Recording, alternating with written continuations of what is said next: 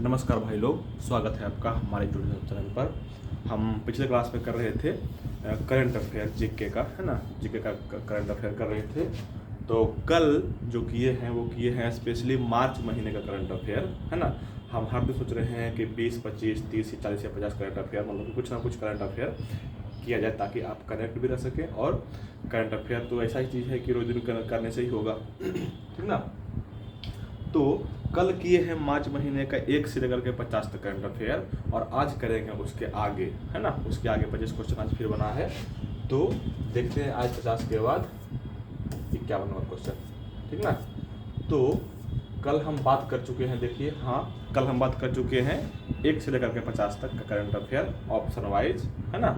और आज देखेंगे 50 के बाद, मतलब कि 51 से, है ना। चलिए शुरू करते हैं, शुरू किया जाए। देखिए, एक क्वेश्चन है 51 में, 51 नंबर में, है ना। 51 नंबर में क्वेश्चन दिया हुआ है आपका, 51 नंबर में क्वेश्चन दिया हुआ है आपका, ये अर्जुन अवार्ड 2024 में कितने लोगों को दिया गया था। तो अर्जुन अवार्ड जो है ना 2024 में 32 लोगों को मिला है। 32 लोगों को। आपको पता होगा कि अर्जुन अवार्ड जो है खेल के क्षेत्र में दिया जाता है ना। जो लोग अच्छे उत्कृष्ट प्रदर्शन करते हैं खेल के क्षेत्र में, उन लोगों को दिया जाता है कौन, अर्जुन अवार्ड। तो इस बार जो 2024 मिला है कितने लोगों को, 32 लोगों को मिला है, 32 लोगों को। और हर फील्ड में, कोई एथलेटिक्स से है, कोई बैडमिंटन से है, कोई फुटबॉल से है ना। तो हर क्षेत्र में है ना। और कुछ जो बहुत इंपॉर्टेंट है, जो एग्जाम में पूछने वाला है, वो हम अलग से करवा देंगे कि कौन कौन जो है इम्पोर्टेंट है, उसका हम चर्चा करेंगे बाद में, ठीक है ना। फिलहाल के लिए याद रखेंगे 32 लोगों को मिला है ये पुरस्कार, ठीक ना। चलिए क्वेश्चन नंबर पढ़ते हैं आगे। क्वेश्चन नंबर नेक्स्ट में है, मतलब कि 51 के बाद 52 नंबर क्वेश्चन में है कि द्रोणाचार्य पुरस्कार किसे दिया गया। द्रोणाचार्य पुरस्कार किसे दिया गया। देखिए, द्रोणाचार्य पुरस्कार जो मिलता है ना, वो मिलता है दो क्षेत्र में, दो श्रेणी में बोल सकते हैं, दो श्रेणी में। एक मिलता है नियमित श्रेणी में, और एक मिलता है लाइफ टाइम श्रेणी में, मतलब कि आजीवन श्रेणी में। तो नियमित श्रेणी का जो क्वेश्चन दिया हुआ है, ये क्वेश्चन दिया हुआ है नियमित श्रेणी का। ये क्वेश्चन जो दिया हुआ है, ये किसका दिया हुआ है, नियमित श्रेणी का दिया हुआ है, नियमित श्रेणी का दिया हुआ है, ठीक ना, नियमित श्रेणी का। तो ये क्वेश्चन है कि द्रोणाचार्य पुरस्कार किसे दिया गया।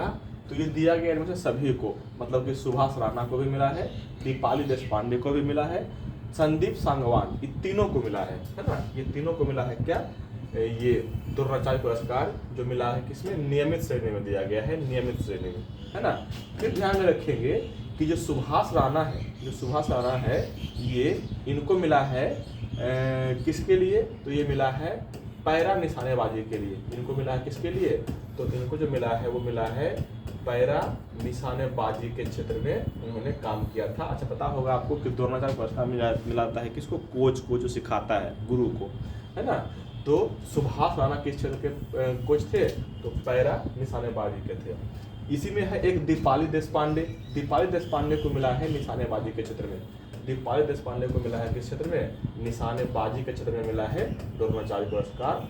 और एक और है संदीप सांगवान को मिला है हॉकी के क्षेत्र में, है ना।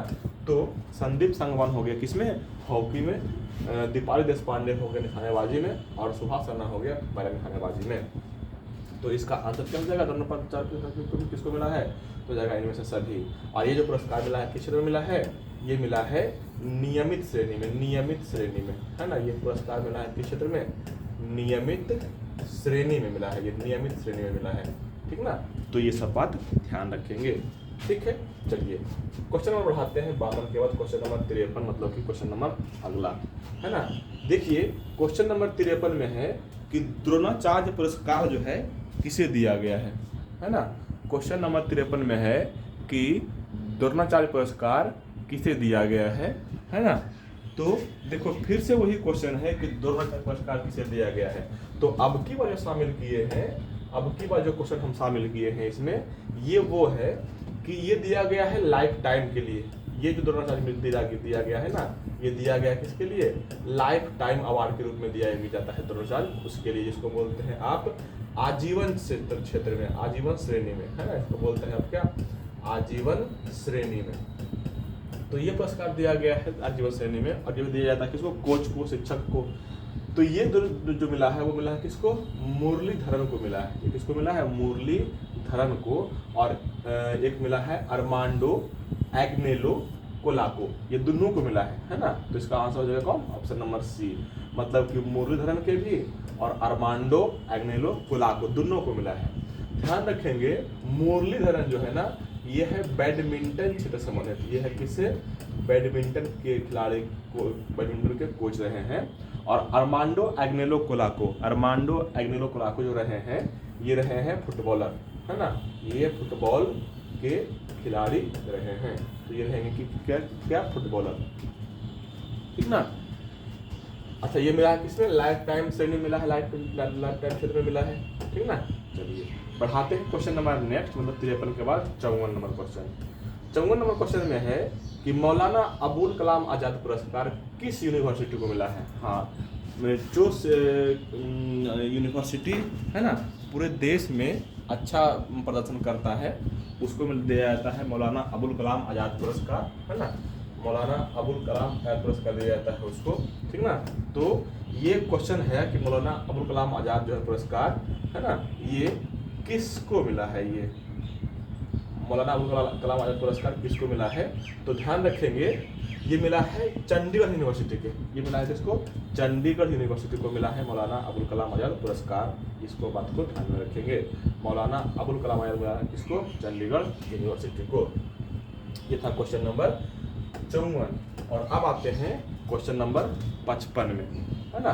क्वेश्चन नंबर 55 में है कि आईसीसी के पुरस्कार का सर्वश्रेष्ठ क्रिकेटर का पुरस्कार किसको मिला है?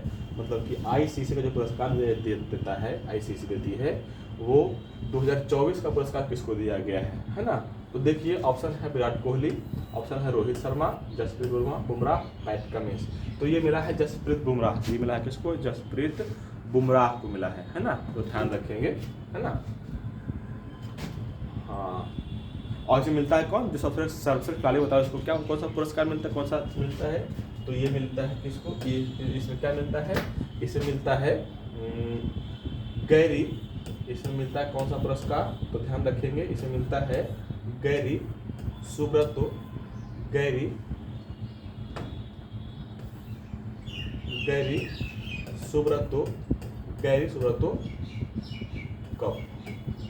कप मिलता है ना। ये आप गैरी सुब्रतो ट्रॉफी बोलते हैं, गैरी सुब्रतो ट्रॉफी मिलता है, ठीक है। तो इसको ध्यान रखेंगे। अच्छा, ये तो हो गया मेल में। ये किसमें मिला है? मेल में मिला, तो पुरुष श्रेणी में मिला है किसको?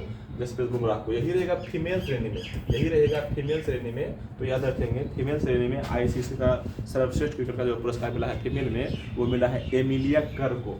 ये किसको मिला है? फीमेल में मिला है एमिलिया कर को मिला है। और ये आपको पता होगा एमिलिया कर जो है न्यूजीलैंड महिला क्रिकेट के जो है ना, ये कैप्टन रही है एमिलिया कर। तो ध्यान रखेंगे दोनों को, है ना। अच्छा, इसमें कौन सा कप मिलता है? इसमें मिलता है हाहो ट्रॉफी मिलता है, ये महिला लोगों को फीमेल में, ठीक ना। तो इस तरह से आप यहाँ से ध्यान रखेंगे। चलिए क्वेश्चन नंबर बढ़ाते हैं आगे। क्वेश्चन नंबर नेक्स्ट में है 56 में कि सिंगापुर का सर्वोच्च सम्मान किसे दिया गया? सिंगापुर, है ना, का सर्वोच्च सम्मान किसे दिया गया? तो सिंगापुर जो है ना सर्वोच्च सम्मान दिया है किसको? इसको दिया है तरुण दास को दिया है सिंगापुर अपना सर्वोच्च सम्मान। ध्यान रखेंगे। ये सब क्वेश्चन अक्सर क्या करता है, फंसा लेता है, क्योंकि अधिकांश जगह पर घूमने जा रहे हैं नरेंद्र मोदी, तो इनको पुरस्कार मिलता है। और ऑप्शन 1 में दे दिए हैं वो नरेंद्र मोदी।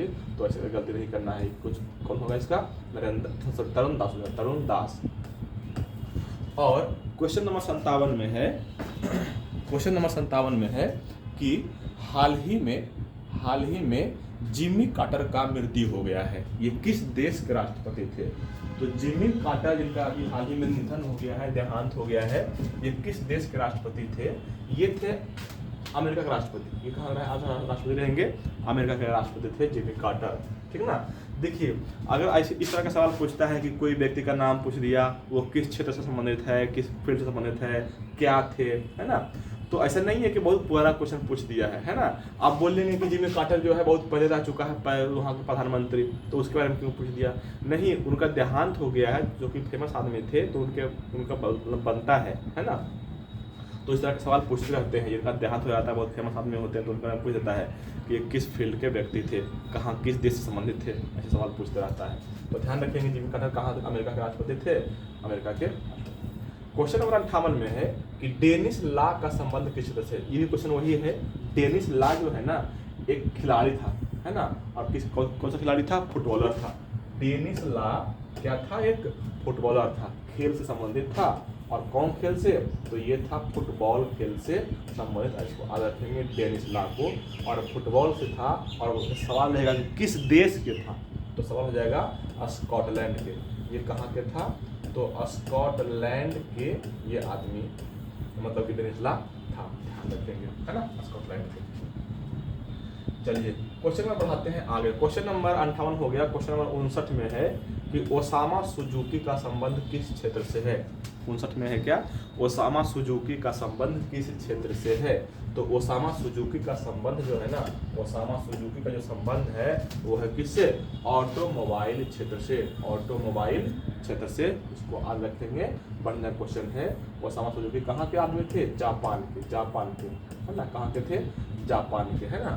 1984 ईस्वी में, है ना, 1984 ईस्वी में, है ना, ये आया था भारत कंपनी, और भारत में लॉन्च किया था। आप नाम सुने होंगे मारुति 800, आप नाम सुने होंगे मारुति, आप नाम सुने होंगे मारुति 800 की। जो मारुति बनाया था ना, वो बनाया था यही ओसामा सुजुकी अपना कंपनी से। और भारत हो गया, थाईलैंड हो गया, म्यांमार हो गया, इस सब में बहुत चला है ये काम, ये वाला मारुति सुजुकी।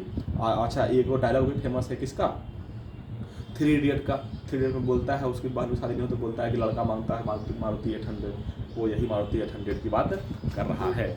ठीक है, तो ध्यान रखेंगे ओसामा सुजुकी जो का संबंध किस देश से रहेगा, तो जापान से। और भारत में ये ऑटोमोबाइल क्षेत्र में बहुत बड़ा योगदान दिए हैं। अच्छा, यहाँ पे ध्यान रखिएगा, ओसामा सुजुकी जो है उसको कहा जाता है भारत के ऑटोमोबाइल का पितामह, कहा जाता है क्या, भारत के ऑटोमोबाइल का पितामह कहा जाता है, ऑटोमोबाइल का पितामह कहा जाता है। तो ध्यान में रखेंगे, भारत के ऑटोमोबाइल क्षेत्र का पितामह कौन हो गया, ओसामा सुजुकी, ध्यान रखेंगे, ठीक ना। चलिए 59 हो गया। अब बढ़ाते हैं क्वेश्चन नंबर आगे, मतलब कि क्वेश्चन नंबर 60 में, है ना। क्वेश्चन नंबर 60 में है कि डॉक्टर राजगोपाला चिदम्बरम का संबंध किस क्षेत्र से है। डॉक्टर राजगोपाला चिदम्बरम का संबंध किस क्षेत्र से है, डॉक्टर राजगोपाला चिदम्बरम का संबंध किस क्षेत्र से है। तो इसका जो ऑप्शन है, ऑटोमोबाइल है, राजनीति है, वैज्ञानिक है, और इनमें से कोई नहीं, इनमें से कोई नहीं, है ना। तो इसका आंसर जो होगा ना, ये होगा वैज्ञानिक, है ना। डॉक्टर राजगोपाला चिदम्बरम जो थे ना, ये थे परमाणु वैज्ञानिक, है ना। और ये भारत के ही थे, ध्यान में रखेंगे, अच्छा क्वेश्चन है ये। भारत के ये परमाणु वैज्ञानिक थे, है ना, भारत के परमाणु वैज्ञानिक रह चुके हैं ये। तो आप ध्यान रखेंगे डॉक्टर राजगोपाला चिदम्बरम का नाम अच्छे से, इज्जत से, ठीक है। चलिए क्वेश्चन नंबर बढ़ाते हैं आगे नेक्स्ट, और 60 के बाद आएगा आपका क्वेश्चन नंबर 63, सॉरी 60 ना था ये, हाँ 60 के बाद 61। 61 में है आपका क्वेश्चन कि 61 में है आपका क्वेश्चन कि सुधारों का वर्ष, मतलब कि ईयर ऑफ रिफॉर्म्स, है ना। सुधारों का वर्ष को बोला गया है क्या, इंग्लिश में बोल सकते हैं आप, ईयर ऑफ रिफॉर्म्स, है ना। तो ईयर ऑफ रिफॉर्म्स जो है किस वर्ष को घोषित किया गया है, मतलब सुधारों का वर्ष या ईयर ऑफ रिफॉर्म्स किस वर्ष को घोषित किया गया है। तो यह किया गया है किसको, 2025 को। यह किया गया है किसको, 2025 को घोषित किया गया है ईयर ऑफ रिफॉर्म्स। इसको याद रखेंगे, क्वेश्चन नंबर 61, है ना। और अब आते हैं क्वेश्चन नंबर 62। देखिए यहाँ पे 3-4 को हम दिए हैं बुक के नाम, ध्यान रखेंगे, बढ़िया बढ़िया बुक का नाम है ना। और यही सब बुक जल्दी पूछते रहता है, जो बहुत चर्चा में रहता है, अभी जिसका पब्लिकेशन हुआ है वो सब बुक के नाम, ठीक। चलिए देखिए क्वेश्चन नंबर 62 में है कि who dares wins a soldiers memorial. ये जो बुक है इसका लेखक कौन है ना। बुक का नाम क्या बोल रहे हैं, who dares wins a soldier, मतलब कि ए सोल्जर्स मेमोरियल, है ना। इस किताब के लेखक कौन है? इस किताब के लेखक है बाई के जोशी। ध्यान रखेंगे, इसका राइटर कौन है? बाई के जोशी साहब इसके राइटर हैं। ध्यान देखो, क्या होता है ना, इंग्लिश का जो लंबा नाम होता है बुक का, उसका नाम थोड़ा सा रखना मुश्किल हो जाता है, तो इसको आप ऐसा रखेंगे, है ना। ध्यान रखना खाली कि सोल्जर्स मेमोरियल, सोल्जर्स मेमोरियल मतलब कि सोल्जर की आत्मकथा की कहानी कौन लिखा है, तो ध्यान रखेंगे कौन? बाई के जोशी, है ना। जोशी साहब जो है ना, जोश जोश में आके, सोल्जर में ऐसे भी जोश होता है, उत्साह होता है, तो जोशी साहब जोश में आके क्या लिख दिए, है ना, सोल्जर्स मेमोरियल की कहानी।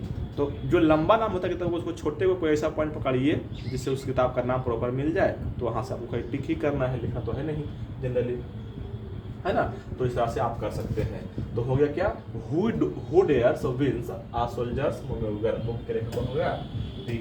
बाई के जोशी। ठीक है।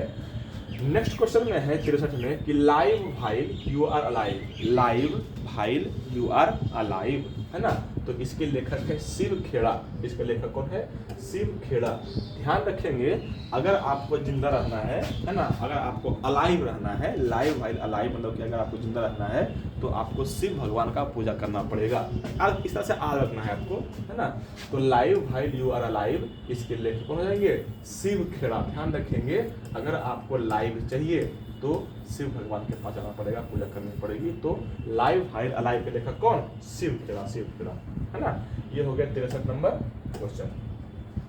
और अब आते हैं 63 के बाद 64 नंबर क्वेश्चन में। 64 में है कि वाइल्ड फिक्शंस एसेज के लेखक कौन है? ये बुक का नाम है wild fictions essays. Wild fictions essays जो है ना, बुक का नाम है। इसके राइटर कौन है? बहुत फेमस रह चुके हैं, अमिताभ घोष। अमिताभ घोष इसका कौन है? राइटर है। किसका? वाइल्ड फिक्शंस एसेज के राइटर कौन है? अमिताभ घोष, अमिताभ घोष।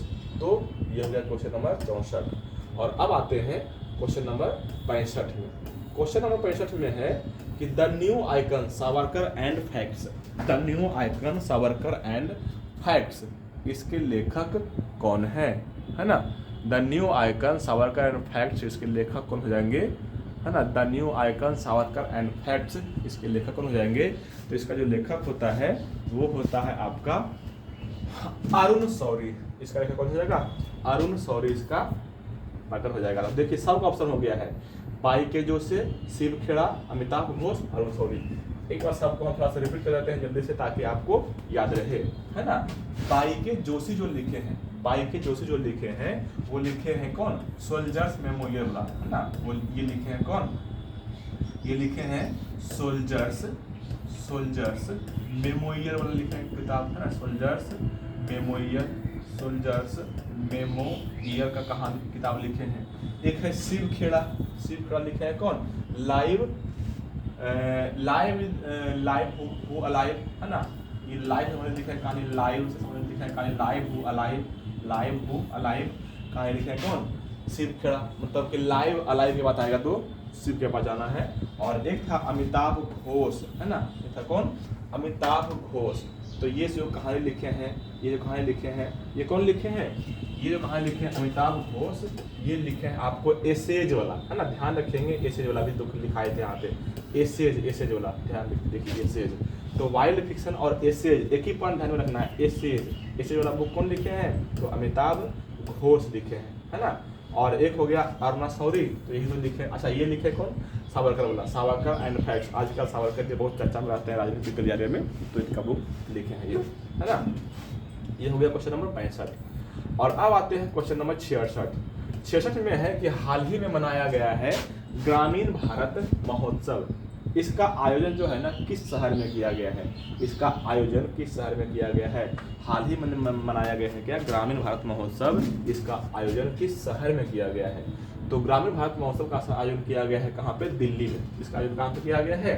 दिल्ली में किया गया है। ध्यान रखेंगे, ग्रामीण भारत महोत्सव का आयोजन कहाँ पे? नई दिल्ली में। और क्वेश्चन नंबर 67 में उसी संबंधित है कि ग्रामीण भारत जो नई दिल्ली में हुआ है ना, इसका थीम क्या था? ग्रामीण भारत जो नई दिल्ली में हुआ है, इसका थीम पूछ रहा है, या तो थीम रहेगा या तो विषय रहेगा।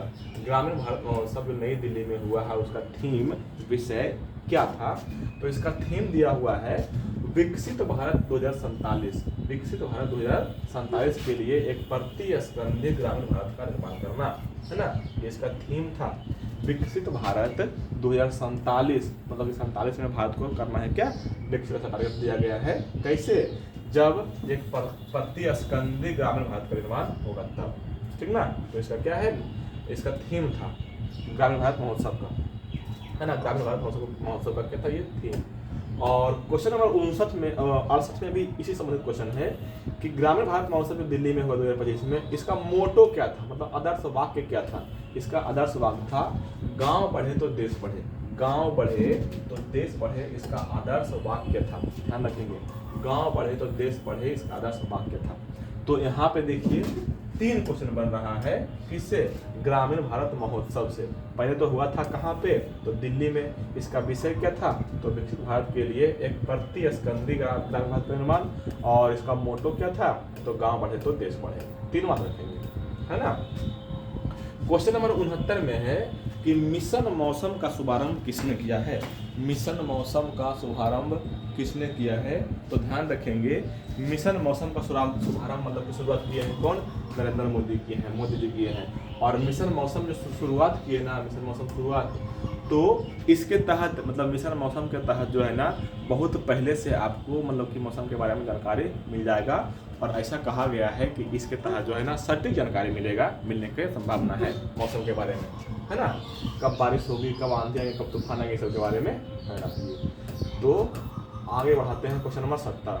क्वेश्चन नंबर 70 में है कि भारत मोबिलिटी ग्लोबल एक्सपो का आयोजन कहाँ पे किया है। भारत मोबिलिटी ग्लोबल एक्सपो का आयोजन कहाँ पे किया है, तो ध्यान रखेंगे Bharat mobility global expo, Bharat mobility global expo, इसका आयोजन हुआ है कहाँ पे, इसका आयोजन हुआ है कहाँ पे, नई दिल्ली में, है ना। भारत ग्लोबल एक्सपो का आयोजन कहाँ पे हुआ है, नई दिल्ली में हुआ है, नई दिल्ली में, ठीक ना।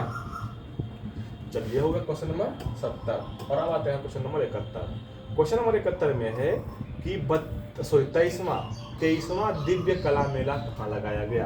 23वां दिव्य कला मेला कहाँ पे लगाया गया, तो ये लगाया गया है आपको बड़ोदरा में। कहाँ पे लगाया है बड़ोदरा में। 23वां दिव्य कला मेला कहाँ पे, बड़ोदरा में लगाया गया है।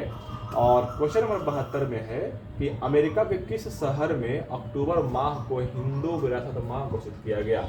अमेरिका का एक शहर है ओहियो, है ना। अमेरिका का एक शहर है कौन, ओहियो। यहाँ पे जो है अक्टूबर महीने को, किस महीने को, अक्टूबर महीने को घोषित किया गया है क्या, हिंदू विरासत माह, है ना।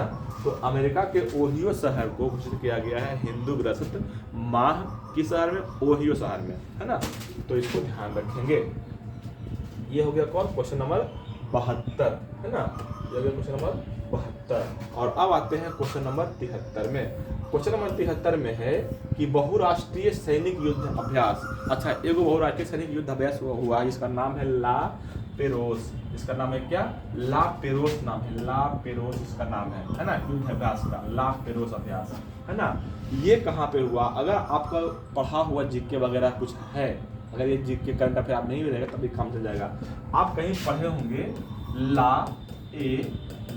ए सापेल के संधि, कहीं पढ़े होंगे आप ला ए सापेल के संधि, कहीं पे पढ़े हैं।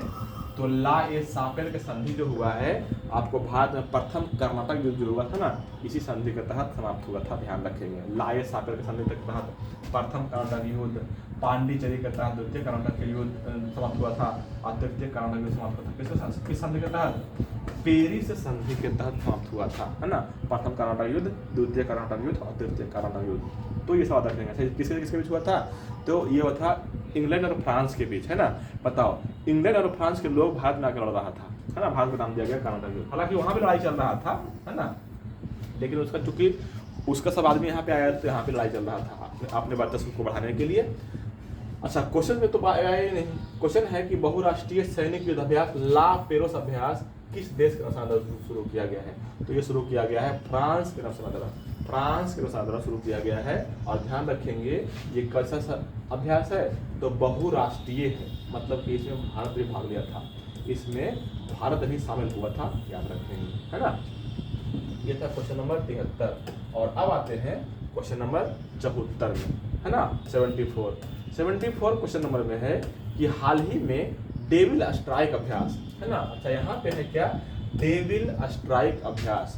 डेविल स्ट्राइक अभ्यास किसके द्वारा शुरू किया गया है, मतलब किस देश के द्वारा शुरू किया गया है डेविल स्ट्राइक अभ्यास। तो ध्यान रखेंगे इसका जो आंसर होगा भारतीय सशस्त्र बल, है ना, इसको बोलते हैं क्या, भारतीय सशस्त्र बल, इसके द्वारा शुरू किया गया था डेविल स्ट्राइक एक्सरसाइज, है ना, डेविल स्ट्राइक एक्सरसाइज शुरू किया गया था किसके द्वारा, भारतीय सशस्त्र बल के द्वारा, है ना ये। और क्वेश्चन नंबर नेक्स्ट में है 74 हो गया ना, 75 में है कि हाल ही में दुनिया की सबसे ऊंची इमारत बनाया गया है जिसका नाम है जेद्दा टावर, है ना, जिसका नाम है क्या, जिसका नाम है जेद्दा टावर, हाँ ध्यान रखेंगे, इसका नाम है क्या, जेद्दा टावर।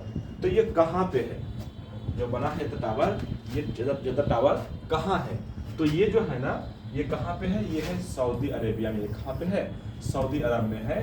ध्यान रखेंगे इससे पहले जो सबसे ऊंचा इमारत था वो था कौन, वो था बुर्ज खलीफा, और वो था कहाँ पे, दुबई में।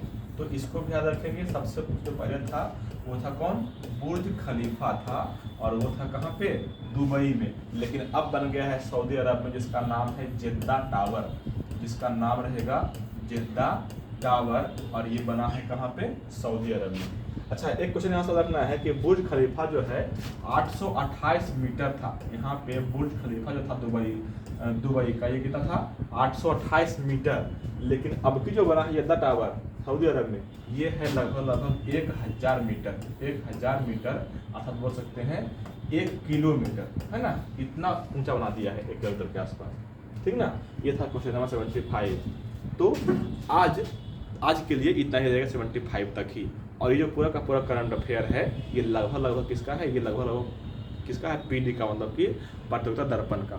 तो प्रतियोगिता ऐसा माना जाता है, माना क्या जाता है, बहुत आप किसी जो बहुत पढ़े लिखे हैं या तो आप भी जानते होंगे कि प्रतियोगिता पीडी जो है, प्रतियोगिता दर्पण जो है, आजकल के ज़माने के सबसे बढ़िया बुक है मार्केट में, है ना। तो उसका करंट अफेयर जनरली है ना। बाकी अब पूरा पूरा हम करवा देंगे करंट अफेयर मार्च से लेकर के अप टू डेट, मतलब कि अभी तो समय चल रहा है किसका, अभी तो जून चल रहा है, आधा जून खत्म हो गया है ना। तो पहले कर रहे थे वही, इसीलिए जल्दी कर रहे हैं। कल 50 उड़ा दिए थे, आज 25 उड़ा दिए, कल हो सकता है फिर 50 उगा जाए, है ना। तो जल्दी कर रहे हैं, है ना।